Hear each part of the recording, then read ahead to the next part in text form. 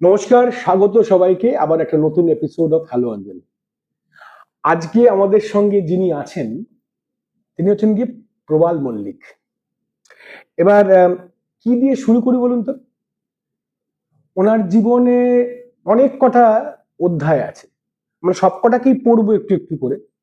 জীবন শুরু সাংবাদিকতা দিয়ে, তারপরে আরো অনেক পরিচয়, পরিচালক, প্রযোজনা করেছেন, ব্যবসা করেন, বাংলা তথা ভারতবর্ষের সাহিত্যকে, সংস্কৃতিকে সারা বিশ্বের মঞ্চে তুলে ধরেন। আর গল্প করতে করতে জানতে পারবেন আরো কত কি করেন। নমস্কার প্রবলদা। এই নমস্কার নমস্কার দর্শক বন্ধুদের নমস্কার। অঞ্জন, তোমাকে অনেকদিন বাদে তোমার সঙ্গে দেখা। অনেক দিন বাদে। হ্যাঁ, আর তুমি এই কাজটা খুব ভালো করছো, আমি কয়েকটা এপিসোড দেখেছি, খুব চমৎকার। মানে পড়াশোনা করা কাজ। এখন তো কি হয় বলতো, যে কাজ সবাই করে এখন, কিন্তু পড়াশোনাটা করে না। আর তুমি কাজও করো, পড়াশোনাও করো। পড়াশোনা না করলে তো কাজটা করা যাবে না, হ্যাঁ, কারণ দর্শক বন্ধু অত বোকা নয়। এটা ঘটনা, এটা কিন্তু ঘটনা। আচ্ছা প্রবলদা, বল। আমি তুমি করেই হ্যাঁ বলছি, কারণ প্লিজ, আমাদের দীর্ঘদিন তো ধরে তো। এতদিনের সম্পর্ক। হ্যাঁ, হ্যাঁ, আহ, মানে ডক্টর এপি মজুমদার, তোমার বাবা, মানে প্রণম্য মানুষ একজন। হ্যাঁ, তার থেকে তোমার সঙ্গে হ্যাঁ, এতদিনের সম্পর্ক। হুম, হুম, দীর্ঘদিন উত্তর কলকাতায় বসবাস, হুম, বইপাড়ায় বড় হয়ে ওঠা, একদম। সেই বইয়ের তো প্রচুর প্রভাব তোমার হুম, উপরে হুম, আছে। হুম, হুম। তো ছোটবেলা থেকে যদি শুরু করি, বই ভালো লাগা কবে থেকে? ধরো, আমার তো কলেজ স্ট্রিটে বাড়ি, মা বাবা ভাই, ইনফ্যাক্ট এখনো মা ভাই সব ওই বাড়িতেই থাকে। আর আমাদের বাড়ির একটা অদ্ভুত ব্যাপার আছে, 78/1 হচ্ছে আমাদের বাড়ির ঠিকানা। আর ওই রুটে একটা বাস আছে। হ্যাঁ, আর কলেজ স্ট্রিট, আমি যে অঞ্চলে জন্মেছি, বড় হয়েছি, পড়াশোনা করেছি, সেটা হচ্ছে কলকাতা নয়। হ্যাঁ, আমাদের একজন সিনিয়র শিল্পী, উর্মিমালা বসু, উর্মিদি। তো উর্মিদি ওই পাড়ার মেয়ে, আমি ওই পাড়ার ছেলে। আমরা দুজনে বলি যে আমরা এমন কলকাতায় থাকি যেটা কলকাতা নয়। কলকাতা 7 লক্ষ নয়, মানে আমাদের পিনকোড। এবারে তুমি বললে আমার ছোটবেলা। আমার ছোটবেলা মানে আমাদের যে বাড়ি, আমাদের বাড়ির তলায় একটি বইয়ের দোকান ছিল, মন্ডল বুক হাউস বলে। সেটা উঠে গেছে এখন। সুনীল মন্ডল ছিলেন ওর মালিক। তা সুনীল কাকুকে কাকু বলতাম, তখন তো ওই পাড়ার কাকু, মামু, জেঠু এদের মানে কোলে পিঠে আমরা বড় হয়েছি। এবং সুনীল মন্ডলের দোকানে সমরেশ বসু আসতেন। পৃথা বলে যে বইটা বেরিয়েছে, শাম্ব বলে যে বইটা বেরিয়েছে, সেগুলোই মন্ডল বুক হাউস থেকে। তো তখন তো সমরেশ বসুকে চিনতুম না। হ্যাঁ, পরবর্তীকালে বাবার সূত্রে ওর একটা অনুষ্ঠানে গেছি, ইত্যাদি ইত্যাদি। আর এই সুনীল গাঙ্গুলি, বুদ্ধদেব গুহ, প্রফুল্ল রায়, গজেন মিত্রি, তারপরে কার কথা বলবো, কার কথা বলবো, মানে ওই পয়লা বৈশাখের দিনে বই পড়া একটা খুব সুন্দর রেওয়াজ আছে বা ছিল। আগে খুব বড় করে ছিল, আর তখন তো ওই দেখলেই খচাত করে সেলফি তোলার গল্প ছিল না, অটোগ্রাফ নেওয়া ছিল। ইনফ্যাক্ট আমারও একটা অটোগ্রাফ বই ছিল, একটা খাতা। হ্যাঁ, তো পয়লা বৈশাখের দিনে না আমি পিছু পিছু ঘুরতুম অটোগ্রাফ নেবার জন্য। মানে তখন চিনতুম না মানুষগুলোকে। পরে সুনীলদাকে বলেছি, সুনীলদা জানেন তো, আপনার পেছু পেছু গিয়ে আমি ভেবেছি যে আপনি লেখক একজন, আমার অটোগ্রাফ দেবেন। উনি অটোগ্রাফ দিয়েছেন। হ্যাঁ, প্রফুল্লর একটা অটোগ্রাফ দেবেন, অটোগ্রাফ। পরে চিনেছি, মা এই লোকগুলোতে, এই লোকগুলোতে, এই লোকগুলোতে। তো এইভাবে বড় হওয়া আমার। মানে আমি যখন মাধ্যমিক দিয়েছি তখন 80-র দশকে আমাদের তখন গেজেট বেরোতো। এবং গেজেট মানে পাস, ফার্স্ট ডিভিশন পেলে বোধহয় 100 টাকা, সেকেন্ড ডিভিশন পেলে 50 টাকা, থার্ড ডিভিশন পেলে 25, আর ফেল করলে টাকা নিত না। মানে যারা বেকার ছেলে ছিল তারা ওই গেজেট একটা করে তুলে নিত, তুলে নিয়ে ওই দেখিয়ে দেখিয়ে দেখিয়ে দেখিয়ে। তা যেহেতু আমাদের পাড়াতে মডার্ন বুক হাউস বলে একটা দোকান ছিল, সেটাও বোধহয় উঠে গেছে, আমি জানি না। তো সেই ওইখানে মডার্ন বুক হাউস থেকে গেজেট, তারপরে এবিটি এর টেস্ট পেপার বেরোতো, অল বেঙ্গল টিচার্স অ্যাসোসিয়েশন, মোটা মোটা। ওইগুলো বাবা, মানে যেখানে একটা টেস্ট পেপার পেতে লোকে লাইন দিত, তো বাবাকে 4টে টেস্ট পেপার কেউ দিয়ে গেল। হ্যাঁ, গেজেট ধরো, আমার মনে আছে আমি যেবার মাধ্যমিক দিলাম সেবারে খুব টাফ হয়েছিল কোয়েশ্চেন। তা আমি ভেবেছিলাম কোনো গতিকে, মানে ছোটবেলা থেকে আমি ওই ফেল করতে করতে পাস করতাম, জানো তো, মানে এই ক্রিকেটে পাস করতাম। তো আমার ধারণা ছিল কোনো গতিকে যদি সেকেন্ড ডিভিশনে পাশ করে যায়, তো আমি সিঁড়ি দিয়ে নামছি গেজেট দেখবো বলে, বাবা দেখি দুখানা গেজেট হাতে করে সিঁড়ি দিয়ে উঠছে এবং ওই পাতাটার মধ্যে আঙুল দিয়ে রেখেছে যেখানে আমার নামটা রয়েছে। আমি ফার্স্ট ডিভিশন পেয়েছি। আমি নিজেই বিশ্বাস করতে পারছি না, ফার্স্ট ডিভিশনে কি করে পেলাম। না, তার একটা ব্যাপার আছে। ফার্স্ট ডিভিশন আমি কেন পেলাম, সেই বছরে কোয়েশ্চেন টাফ হয়েছিল বলে 5 নম্বর গ্রেস দেওয়া হয়েছিল এগ্রিগেটে টোটালে। এবং সেইটা যদি হয়, আমি পেয়েছিলাম মাধ্যমিকে 542 নম্বর, আমাদের ছিল 540 নম্বরে ফার্স্ট ডিভিশন, আমি পেয়েছি 542। খুব মন দিয়ে শোনো, টেকনিক্যাল ব্যাপার। 542 থেকে যদি তুমি 5 নম্বর বাদ দাও, 537, আমি কিন্তু সেকেন্ড ডিভিশনে রয়েছি। মানে গ্রেসের জন্যই ফার্স্ট ডিভিশনটা পেয়েছিলাম। এই হচ্ছে মানে তুমি একজন খুব বিজ্ঞ মানুষ। মানে আমাদের বড় হওয়াটা এইভাবে, আমি পরীক্ষায় বসলে সবসময় ঠাকুরকে ডাকতাম যেন পাঁচটুকু করে যাই, পাস করে যেতাম আর কি, পাস করে যেতাম। বই তোমার জীবনের অঙ্গ হয়ে উঠলো কোন বয়স থেকে? বই দেখো, ওই যে বই মেলা শুরু হলো না, হ্যাঁ। বই মেলা তো তখন না অনেক কিছুর একটা আকর্ষণ ছিল। বই মেলায় লুকোনো বন্ধুনীদের নিয়ে বই মেলায় গিয়ে কেউ দেখতে পেলে বলতো এই তো দেখা হয়ে গেল। হ্যাঁ, বই মেলার মাঠে বসে মানে বই পড়াচ্ছে, বই কিনে ওই সময়টা কাটানো আর কি। আর স্টলে তখন তো বই মেলাতে তোমার 10-20% মতো ছাড় দেওয়া হতো, কিন্তু আমরা সেটা কিন্তু কম, কারণ কি আমি তো বই পাড়াতে থাকি, বই পাড়াতে আমরা এমনিই 25% ডিসকাউন্ট পাই। হ্যাঁ, আবার যদি বাবা কাউকে বলে দিল সে 40%। হ্যাঁ, কিন্তু বই মেলায় যাচ্ছি মানে ওই একটা উন্মাদনা ছিল, কারণ বই মেলা তোমার অন্য গন্ধ ছিল। আর বই মেলা না, এই যে বইয়ের প্রতি ভালোবাসা যেটা তুমি বললে, যখন বই মেলা শুরু হয়েছিল দুটো পদযাত্রা বেরোতো, একটা দক্ষিণ কলকাতা, একটা উত্তর কলকাতা। মানে ঘটনাচক্রে আমার এখন বসবাস দক্ষিণ কলকাতায়, কিন্তু আমার এখনো ভেতরটা না ওই, আমি উত্তর কলকাতা, মানে আমাদের যে কলেজ স্ট্রিটের রাস্তার যে ফুটপাতের পাথরগুলোকে আমি হাতের আঙুলের মতো চিনি আর কি। হ্যাঁ, তো একটা পদযাত্রা বেরোতো হচ্ছে কলেজ স্কোয়ার থেকে, একটা বেরোতো এই দেশপ্রিয় পার্ক থেকে। এবং ওই দুটো পদযাত্রা গিয়ে বইমেলাতে পৌঁছতো। সেই মিছিলে যারা থাকতো বা পদযাত্রায় যারা থাকতো তাদেরকে একটা করে এরকম তোমার মেটালের ব্যাজ দেওয়া হতো, মানে এন্ট্রি ফ্রি। ওই এন্ট্রিটা, এবং ওইটা না আমাদের কাছে নোবেল প্রাইজের মতো ছিল। মানে ওইটা বুকে লাগিয়ে ঘোরা মানে বইমেলাতে একটা আলাদা সম্মান। তবে বইমেলা ধরো লিটল ম্যাগাজিনের একটা খুব বড় জায়গা ছিল। এবং আমাদের কলেজ স্ট্রিটে সন্দীপ দত্ত সম্ভবত প্রথম, পৃথিবীতে প্রথম কিনা আমি ঠিক বলতে পারছি না, এশিয়াতে তো প্রথম বটেই, লিটল ম্যাগাজিন লাইব্রেরি চালু করেছিল। সন্দীপ দত্ত এখন নেই, সন্দীপদা সম্পর্ক সূত্রে আমার দাদা হতেন। তো সেই সন্দীপদার একটা ইনফ্লুয়েন্স, বা ওই পাড়ার যে বই পাড়ার, মানে আমি ধরো গজেন মিত্তিরকে দেখেছি, হ্যাঁ, আমি ধরো প্রেমেন্দ্র মিত্রকে দেখেছি, হ্যাঁ, আর এই বুদ্ধদেব গুহ, সুনীল গাঙ্গুলি বা সন্দীপন চট্টোপাধ্যায়ের সঙ্গে তো পরে ব্যক্তিগত পরিচয় হয়েছে। আমি তা এই যে ওই একটা তুমি দেখবে যে কোনো পরিবেশে থাকলে না একটা অটোমেটিক একটা প্রভাব একটা পড়েই। হ্যাঁ, সেই বইয়ের প্রতি একটা ভালোবাসা।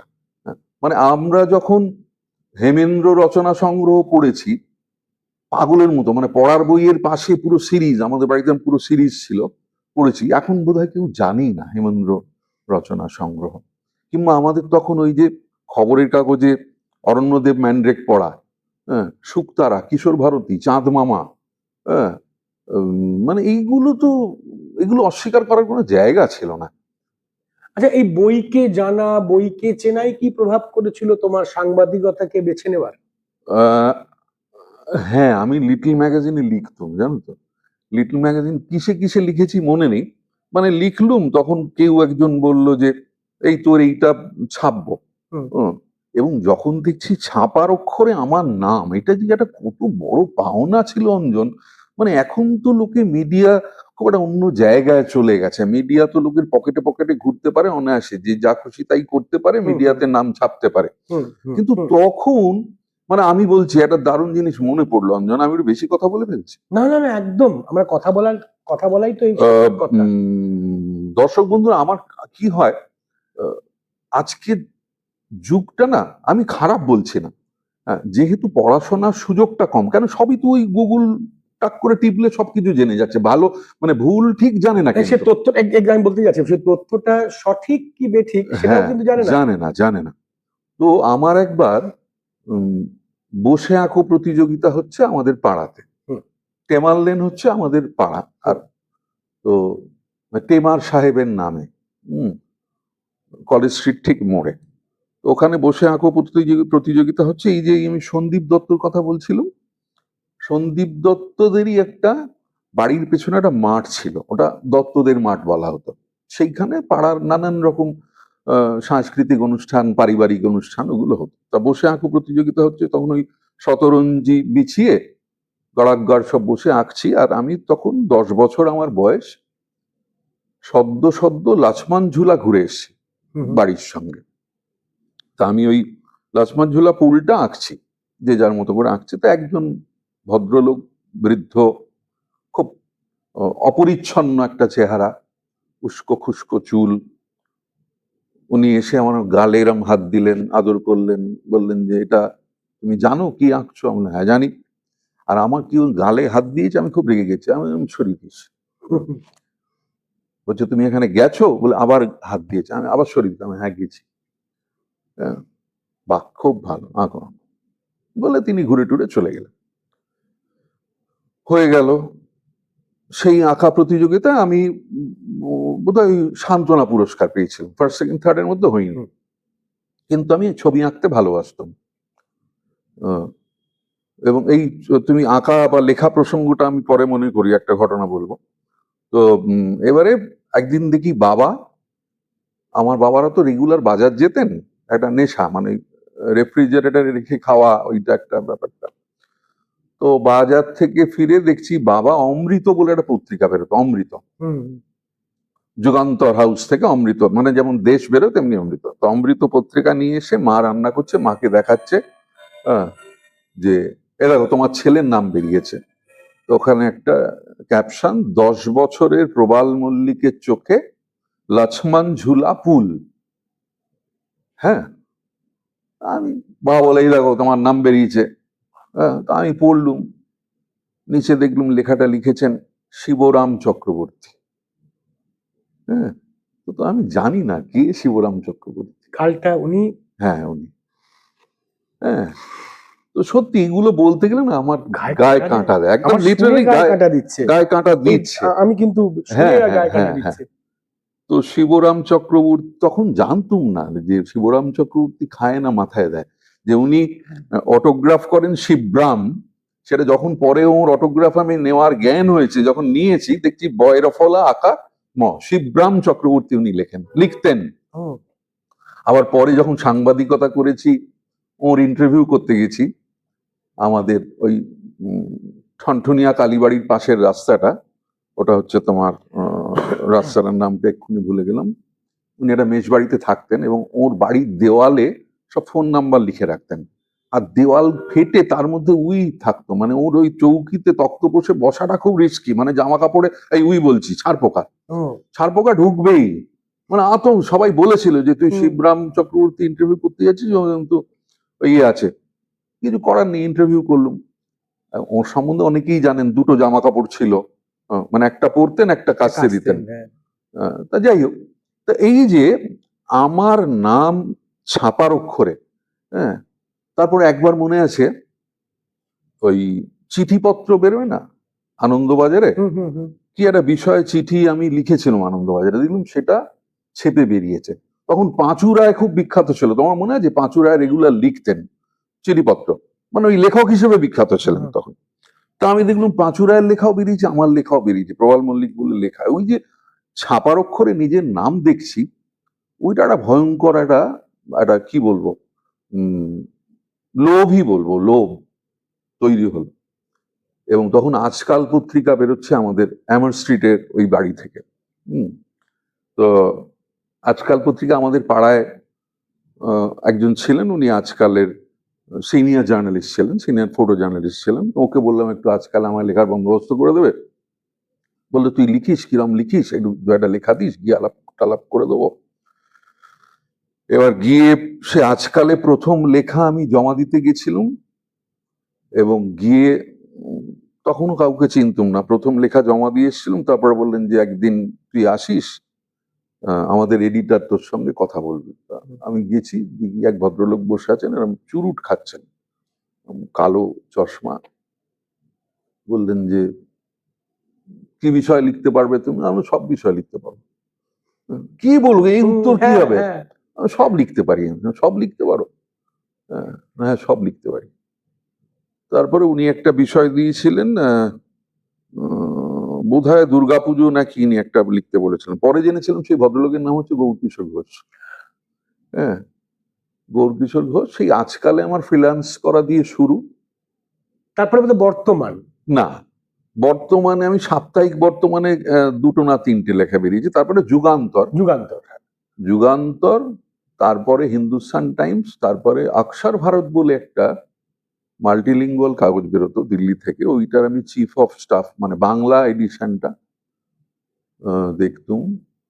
তারপরে তো আমি কলকাতায় চলে আসি ওই ধরো তোমার 95 সালে, 94-95 সালে। এসে হঠাৎ করে মাথায় চাপলো যে সিরিয়াল প্রযোজনা করব। আচ্ছা, এর মধ্যে কি আকাশবাণী? আকাশবাণী না, আকাশবাণী এসে কলকাতায় ফেরার পর। আকাশবাণী শোনো, আকাশবাণী তো আমি ছোটবেলায় শিশু মহল করতে গেছিলাম, এবং আকাশবাণীটা হচ্ছে আমার মায়ের বাবা ভোলানাথ চট্টোপাধ্যায় এবং আমার মামা অশোক চট্টোপাধ্যায়, ওই মানে মামার বাড়ির দিকটা আর কি, ওদের উৎসাহে, ওদের অনুপ্রেরণায় আমি আকাশবাণীতে শিশু মহলে বীর পুরুষ কবিতা বলেছিলাম। হ্যাঁ, এবং তখন শিশু মহল করতেন সম্ভবত পূর্ণিমাদি। তারপরে গল্প দাদুর আসর পার্থদা। তারপরে আমরা যখন গল্প দাদুর আসর শেষবার করেছি কল্যাণাশিস দাশগুপ্ত।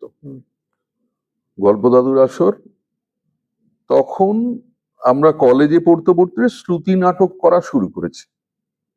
আর মানে আকাশবাণী প্রসঙ্গটা যখন তুমি আনলে, শ্রুতি নাটক করা শুরু করেছি, এবং শ্রুতি নাটক মানে করতেন যারা আমার সঙ্গে, মানে কি বলবো, তারা এই অডিও ওয়ার্ল্ডে প্রণম্য শুক্লা বন্দ্যোপাধ্যায়, শোভনলাল মুখোপাধ্যায়। হ্যাঁ, তো এবার আমার মনে আছে শুক্লাদি আমাদের ওই টামাল লেনে পাড়ার দাদাদের বলতাম আমি শ্রুতি নাটক করি, আমার সঙ্গে শুক্লা বন্দ্যোপাধ্যায় করেন, আমার একটা চান্স করে দাও না। বলে চান্স করে দেবো, ওই করবি। আর শুক্লাদি বললো চান্স করে দেবো মানে কত টাকা দিবি? তো পাড়ার লোকজনকে বললুম। হ্যাঁ, আমি শুক্লাদি কত টাকা বলবো? বললো 500 টাকা বল। পাড়ার লোককে বললুম 500 টাকা। দেখ 500 টাকা, 300 টাকা দেবো। শুক্লাদি 300 টাকা বল, 400 টাকা দিতে। দিচ্ছে না। আচ্ছা ঠিক আছে। এবারে শ্রুতি নাটক করতে বসেছি আমি আর শুক্লাদি। আমার সেই নাটকটাও মনে আছে, কণ্ঠস্বর বলে একটা নাটক। তুমি তো এত মানে নাটকের একজন এত গুণী শিল্পী, এত বছরের। সমীর দাশগুপ্তর কিছু শ্রুতি নাটকের সংকলন বই বেরোতো, এবং বইগুলো পাওয়া যেত কলেজ স্ট্রিট মোড়ে নবগ্রন্থ কুটির বলে একটা দোকান ছিল, আমি জানি না এখন আছে কিনা। তো ওখান থেকে সমীর দাশগুপ্তর ওই কণ্ঠস্বর, মানে টেলিফোনে কথা বলতে বলতে একটা সম্পর্ক। তো স্টেজে বসেছি, আর আমি ওই ক্যাসেট প্লেটা আমি করি, মানে ব্যাকগ্রাউন্ড মিউজিকটাও আমি করি। শুক্লাদি আমাকে বললেন যে আমাকে কত টাকা দিবি? আমি বলছি ওরা তো এরকম 350 টাকা দিয়েছে। আমরা আপনার হাফ আমার হাফ। বলে তার মানে আমি শুক্লা বন্দ্যোপাধ্যায়, তোকে কি চেনি? তাহলে বললো তুই 100 টাকা নিবি, বাকিটা মানে যেটা মাইক্রোফোন অন হয়ে গেছে, আমি ব্যাকগ্রাউন্ড মিউজিক চালু করে দিয়েছি, শুক্লাদি লিপস্টিক লাগাচ্ছেন। শুক্লাদি লিপস্টিক এখানে আপনাকে কে দেখবে? তোকে তোকে কে চেনে? আমার নাম শুক্লা বন্দ্যোপাধ্যায়। এবারে তা সেই রেডিও, এবার সেই যখন একসঙ্গে কাজ টাজ করি, শুক্লাদি বললেন যে তুই ইয়েটা কর, নাটকে অডিশনটা দে, এতদিন রেডিওতে রয়েছিস, নাটক অডিশন দে। তাই ভাবলাম নাটকে অডিশন দেবো, ওই শুক্রবার রাত্রের নাটক, রোববারের নাটক, সবে তো আমার গলা শোনা যাবে, কিন্তু ধেড়িয়ে একদম মানে যাতা করলুম, ফেল করলুম অডিশন, পেলুম না চান্স। আর কোনো ম্যানিপুলেশনসও নেই, মানে তখন শুক্লাদি হচ্ছেন ড্রামার পেক্স, প্রোগ্রাম এক্সিকিউটিভ। কিন্তু ভাবো তখনকার দিনের মানুষ, যে তার আগে বোধহয় শুক্লাদির সঙ্গে অনেক শোজ করেছি, মানে শ্রুতি নাটক বা আমি বলি নাটক পাঠ একদম, প্র্যাকটিক্যালি। হ্যাঁ। কিন্তু কোনো ম্যানিপুলেশন, কোনো এমন শুক্লাদি হলো না, মানে ভালো করিস নি তাই হয়নি, আবার দে অডিশন। আর আমি না কোনো পরীক্ষায় একবার ফেল করলে আর দ্বিতীয়বার বসি না। আমি WBCS একবার দিয়েছিলাম, ফেল করেছি, আর দ্বিতীয়বার বসিনি। পরে শুনি লোকে 4বার 5বার 6বার দিয়ে পায়, আমি একবারই ফেল আর বসিনি। তো এবারে তারপরে 1996 সালে রেডিওতে FM চালু হলো। তখন এই প্রাইভেট FM গুলো হয়নি, FM চালু হলো। আহ, এবং ওই 97 সালে একটা আবার অডিশন হলো FM। 97 সালে আবার আমি রেডিওতে FM এ এলুম, এবং ওই 97 থেকে 2006 অব্দি আমি আকাশবাণী FM এ কাজ করার সুযোগ পেয়েছি। এবং শুধু সুযোগ পাইনি, মানে মাইলস্টোন কিছু প্রোগ্রাম আমি করেছি। মানে অনেক গুণী লোকেদের মানে গুণী লোক তো সান্নিধ্য বটেই। ধরো আমি যখন FM করেছি তখন ওই আমাদের সিনিয়র উর্মিদি, জগন্নাথ দা, সৌমিত্র বসু, সুমিতা বসু, সৌম্যদেব বসু, এদিকে আমাদের জুনিয়র তখন হচ্ছে ওরা অভিনয় করে, গার্গী রায়চৌধুরী। তা আমরা তখন না, আমি যেটা করেছি রেডিওতে, আমি একটা ফ্রি হ্যান্ড পেয়েছিলাম। আমি জানি না, তোমার মনে থাকার কথাও নয় যারা রেডিও শোনেন। 1998 সালের সম্ভবত ডিসেম্বরে, আর আমি তখন না ওই যেহেতু সাংবাদিকতা করে বড় হয়েছি, আমার একটা ওই ইনভেস্টিগেটিভ প্রোগ্রাম করার একটা প্রবণতা ছিল। হ্যাঁ, তো আমাকে সেই ফ্রি হ্যান্ডটা দেওয়াও হয়েছিল। তখন আকাশবাণীর ডিরেক্টর ছিলেন doctor Amit Chakraborty, psychologist, psychiatrist. তো অমিত দা আমাকে ফ্রি হ্যান্ড দিয়েছিলেন, এবং আমি তখন এই ট্রান্সজেন্ডারদের নিয়ে একটা এপিসোড করলাম, বৃহন্নলা বৃত্তান্ত বলে। হ্যাঁ, এবং এটা লাইভ হয়েছিল আকাশবাণীতে আজ রাতে বলে একটা লাইভ হয় প্রতিদিন রাত্রি 10টা থেকে 12টা FM প্রচার তরঙ্গে 107 মেগাহার্টসে একটা লাইভ হয় 10টা থেকে 12টা। ওই ইনভেস্টিগেটিভ প্রোগ্রামগুলো আমি করতাম। আমার স্টুডিও এন্ডে ছিল পূর্বাশা বন্দ্যোপাধ্যায় বলে, তখন ও আকাশবাণী করতো, আর আমি ছিলাম স্পটে লাইভ। আমি নৈহাটি, মানে এদের যে ওই আখড়াগুলো, ওগুলোকে বলা হয় খোল বলা হয়। তো ওখানে আমি গিয়ে লাইভ করলাম 10টা থেকে 12টা। এবং আকাশবাণীর ইতিহাসে কোনো প্রোগ্রাম মানে 12টার পরে বোধহয় 30 সেকেন্ড না 40 সেকেন্ডের বেশি এক্সটেনশন হয় না, কারণ ওটা দিল্লি নিয়ে না, দিল্লি নিউজে চলে যায় রাত্রি 12টায়, ওভার টু দিল্লি বলে দিল্লিতে চলে যায়। তো ওইটা এক্সটেনশন হয়েছিল সম্ভবত 3 মিনিট, মানে এটা ইতিহাস। এবং দু একটা শব্দ ওই প্রোগ্রামে ব্যবহার করা হয়েছিল যেটা ইতিহাস, সে শব্দগুলো আমি তোমার দর্শক বা আমি অন এয়ার বলতে চাই না। কারণ কি আকাশবাণীতে ধরো শালা যে শব্দটা ঠাকুর সবসময় ব্যবহার করতেন সেটা ইউজ হয় না, মুচি ইউজ হয় না, এরকম অনেকগুলো টার্ম ইউজ হয় না। কিন্তু ওইখানে এমন একটা শব্দ ইউজ হয়েছিল, মানে ওরা ইউজ করেছিলেন, কেন ওই শব্দ ছাড়া ওদের যে ভেতরের ক্ষোভ বা যে জ্বালা বা যে আকুতি, যে জন্যে ওরা আজকে ট্রান্সজেন্ডার, ওই ভাষা ছাড়া ওটা প্রকাশের অন্য কোনো ভাষা নেই। এবং আমাকে শোকজ করা হয়েছিল আকাশবাণী থেকে।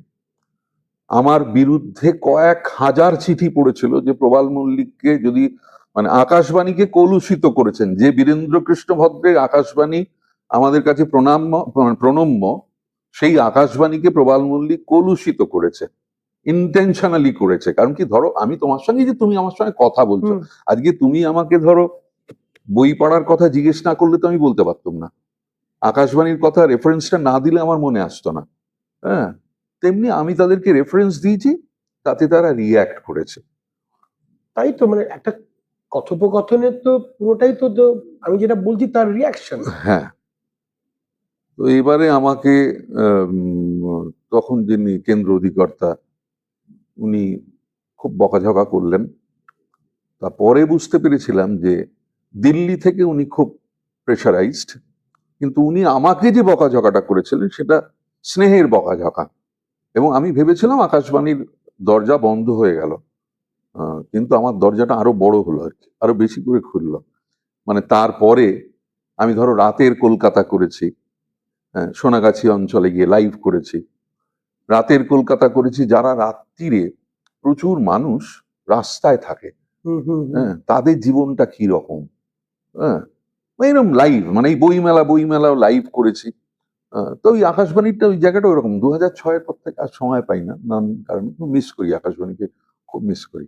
হ্যাঁ, দূরদর্শনে ঢুকে গেল, মানে দূরদর্শনের তারপরে তো বোধহয় হ্যাঁ তারপরে দূরদর্শনে হ্যাঁ যুক্ত হ্যাঁ হয়ে। ওই আচ্ছা না, আমি ভুলে যাব একটা জিনিস। বলো বলো তুমি যখন আকাশবাণী নিয়ে কথা হলো আর তুমি নিজেই নামটা করে ফেললে, আর আমি তো সেটা শুনেছি, আমি তো ছাড়বো না। হ্যাঁ বলো। তোমার কিন্তু বীরেন্দ্র কৃষ্ণ ভদ্র মহাশয়ের সাথে হ্যাঁ একটা হ্যাঁ গল্প হ্যাঁ আছে। হ্যাঁ হ্যাঁ হ্যাঁ, তো এটা খুব- সেটা এটা খুব ইন্টারেস্টিং মানে আহ, মুশকিল হচ্ছে এখন এখন ওই লোকজনের সঙ্গে তুমি, মানে তোমার পড়াশোনা আছে বা আহ, মানে বীরেন্দ্র কৃষ্ণ ভদ্র, ওই যে বললাম আমার দাদুর ব্যক্তিগত বন্ধু আর কি, এবং আমি জানতাম না ভদ্রলোক বীরেন্দ্র কৃষ্ণ ভদ্র, দাদুর বন্ধু। হুম, আর দাদুর বন্ধু আরেকজন ছিলেন, ওদের তিনজনের একটা দল ছিল। তো দেখবে শ্রাদ্ধ বাড়িতে না একটা ওই শোক বাসর টাইপের হতো পরে, হুম। পাঠ, চণ্ডী পাঠ, হ্যাঁ, হ্যাঁ, গান। হ্যাঁ, হ্যাঁ, হ্যাঁ। তো পাঠ করতেন আমার দাদু ভোলানাথ চট্টোপাধ্যায়, ওই চণ্ডী পাঠ করতেন বীরেন্দ্র কৃষ্ণ ভদ্র, আর ওই তোমার ওটাকে কি বলে, পুরাতনী গান গাইতেন রামকুমার চট্টোপাধ্যায়। এই তিনজনের একটা কম্বিনেশন ছিল। তো এদের সবই আমার ওইভাবে পাওয়া। আর বীরেন দাদুর, মানে বীরেন দাদুই বলছি আমি, বীরেন্দ্র কৃষ্ণ ভদ্র বলতে গিয়ে কোথায় আটকায়। তো আমাদের বাড়িতে আসতেন, আর উনি নস্যি নিতেন।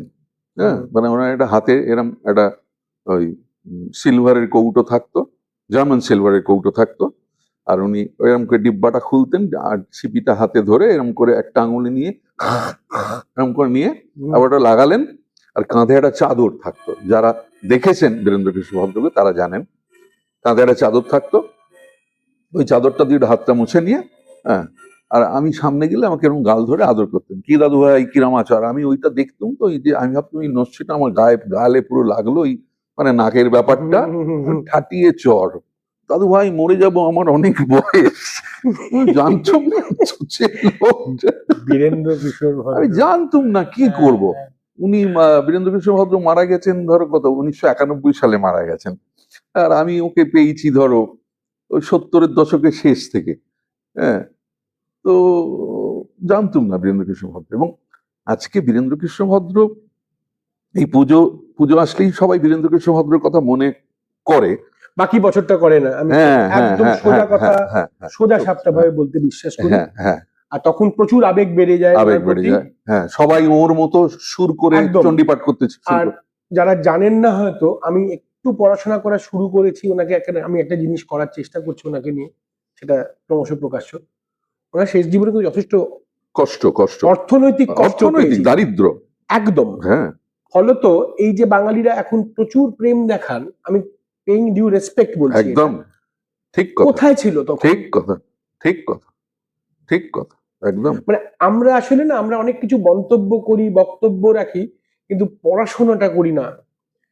আর খুব কষ্ট দুঃখ পেয়েছিলেন উনি এটা ভেবেই যে উনি যে যাকে যেই দুর্গাপুজো আসে মাতৃবন্দনার সময়তেই তখন একদম মানে ও বাবা, কিন্তু কিভাবে অবহেলিত হয়েছিলেন সেটা তো খালি ইতিহাসই জানে। এবং উনি লিখেছেন প্রচুর, বিরূপাক্ষ নাম ছদ্মনামে উনি লিখতেন, সেটা কেউ জানেই না।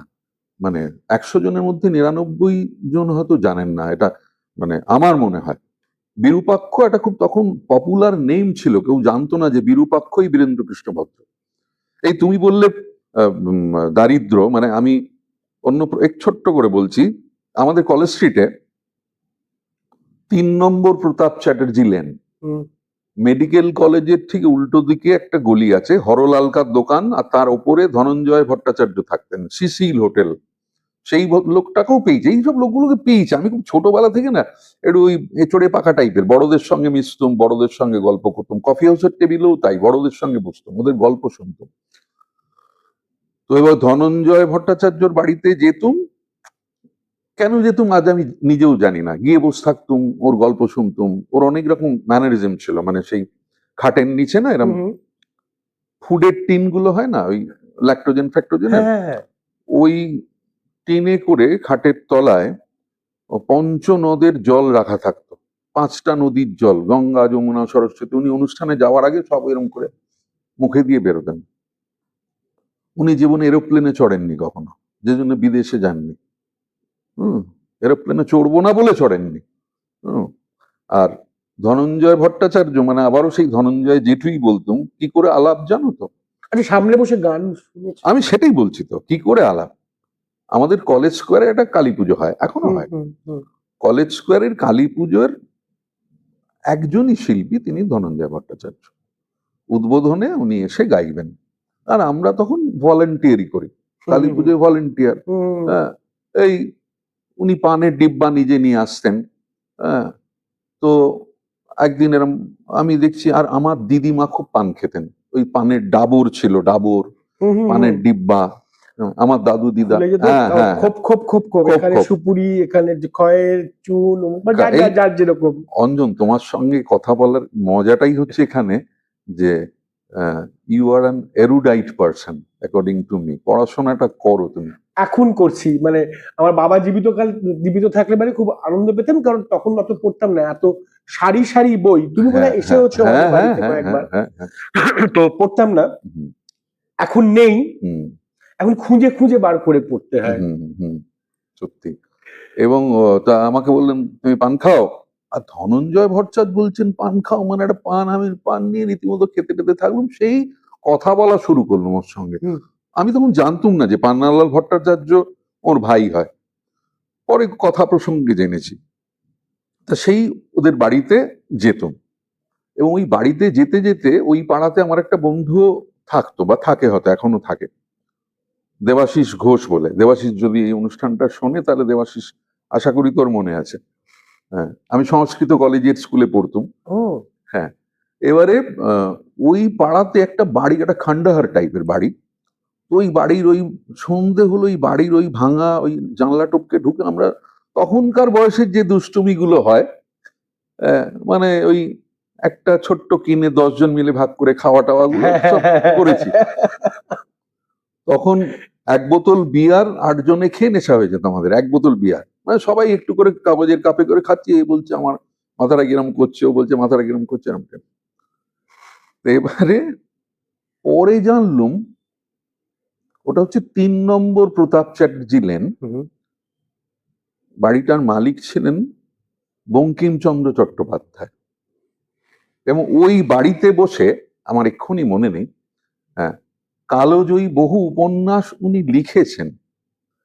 বাড়িটা আনরেস্টোর্ড, মানে আমি বলছি এটা 80s এর কথা, 80s 90s বাড়িটা পড়েছিল।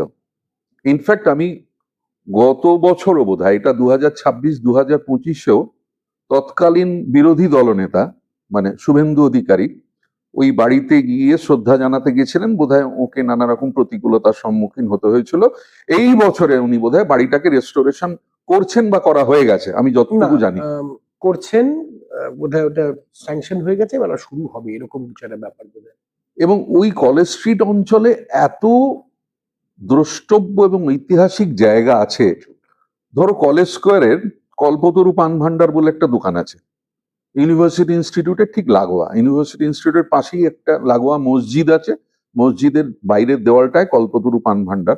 ঠিক তার পাশের বাড়িটা, দর্শক বন্ধু যারা শুনছেন, পারলে বাড়িটাকে রেস্টোর করার বন্দোবস্ত করুন। সরকারের কাছেও আমার অনুরোধ, অঞ্জন তোমার মাধ্যমে অনুরোধ, ওই বাড়িতে ঋষি অরবিন্দ বহুদিন লুকিয়েছিলেন।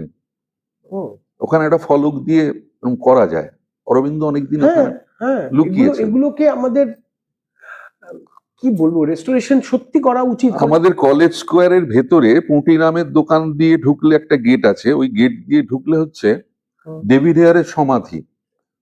কারণ তখন ডেভিড হেয়ারকে ওদের ধর্মাবলম্বী মানুষরা ম্লেচ্ছ বলতেন।